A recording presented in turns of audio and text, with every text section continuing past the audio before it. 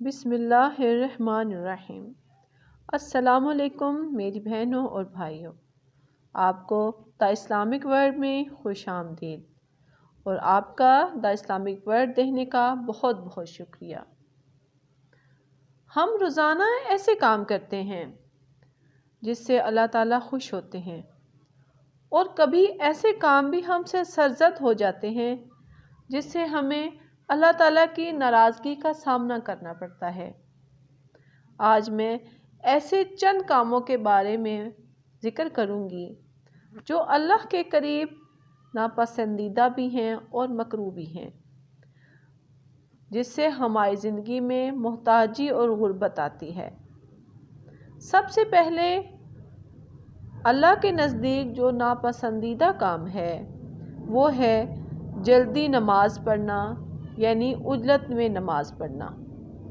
نماز میں قیام، رکوع، سجدہ جلدی جلدی کرنا اور دھیان کہیں سے کہیں چلے جانا، اور یہ کہاں کی عقل مندی ہے کہ اللہ کے حضور حاضر ہو کر بھی حاضر نہ ہو اور چند منٹ کے لیے اللہ سے اطمینان اور سکون سے باتیں نہ کر سکیں، جو ہمارے تمام بگڑے ہوئے کام کرتا ہے، جس نے ہمیں بے شمار نعمتیں عطا فرمائی۔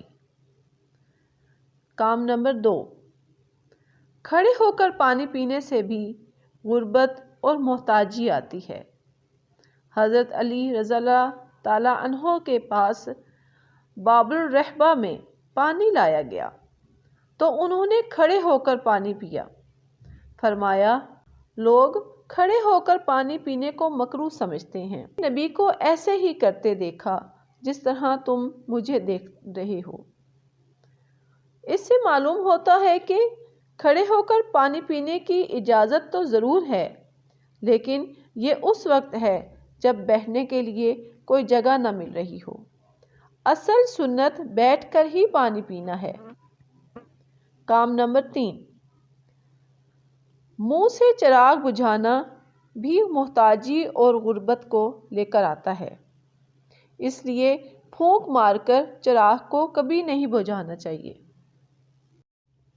تیسرا عمل جو ہماری زندگیوں میں محتاجی لاتا ہے وہ ہے دانتوں سے ناخن کو کاٹنا یا چبانا۔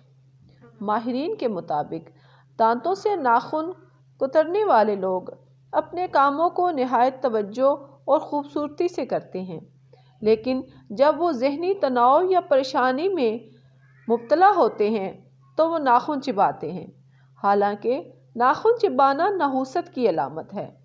عمل نمبر 5 جو اللہ کے قریب ناپسندیدہ ہے وہ ہے آستین یا قمیص کے دامن سے ہاتھ، منہ یا ناک صاف کرنا محتاجی کی علامت ہے، اور یہ خلاف ادب بھی ہے۔ یہ تمام کام اللہ کی نظر میں معیوب ہیں، لیکن اللہ کی ذات بہت رحیم و کریم ہے۔ اللہ ہمارے تمام گناہوں کو معاف کرے اور ہمیں دنیا اور آخرت میں سرخروئی عطا فرمائے، آمین۔ اپنا اور دوسروں کا خیال رکھیں۔ اللہ حافظ۔